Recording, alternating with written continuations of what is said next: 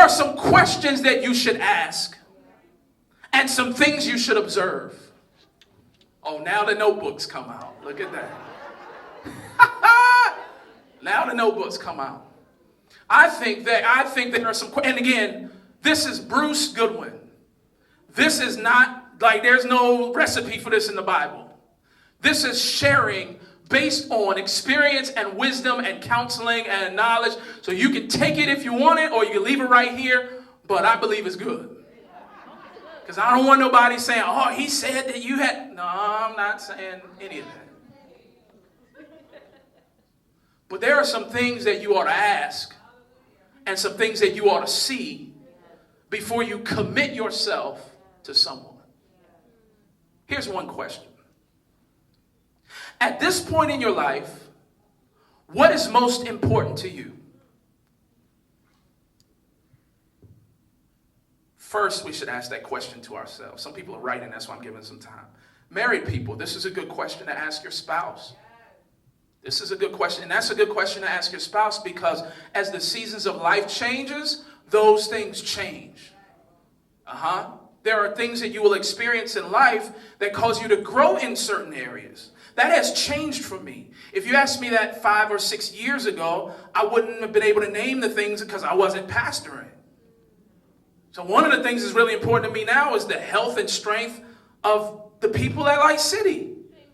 One of the things that's extremely important to me now is making sure my son is raised right. I didn't have a son 5 years ago. Those things change. And so sometimes as the seasons of life go on, it's important to have that conversation again. So this is for everyone. But look. At this point in your life, what is most important to you? And listen. Now, after you've asked this question, it's important to also observe. Because you can ask, but then you got to also observe. Watch this, observe this. Is there proof that what was just said is currently being pursued? What's most important to you? Well, he know you go to church, so you know God, man. God is most important to me. He's number one in my life. Really? Is there proof? Is there because it says you will know a tree by its fruit, not by its leaves, not by its words, not by its.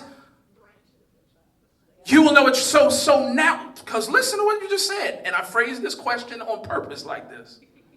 What was the question? Somebody read it out. At this point in your life,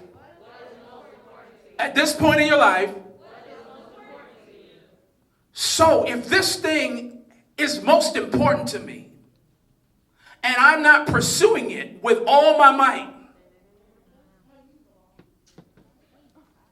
then I am either lying about what's most important to me, or I have no drive. Oh. It's important for me. One of the things that's important for me is getting my credit together and getting my bills paid. Oh, really? Then why are we out at Ruth's Chris right now? And you don't have it like that. You don't have it. Really?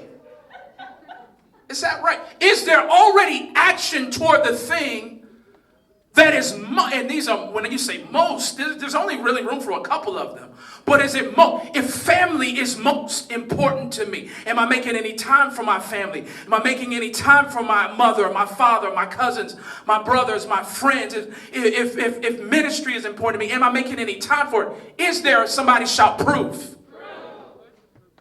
Some people are afraid to ask these questions and have these conversations because you're afraid that you'll eliminate.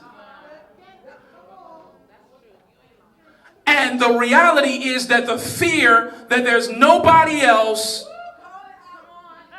who will pay me attention or pay me any mind will sit there and cause us to compromise.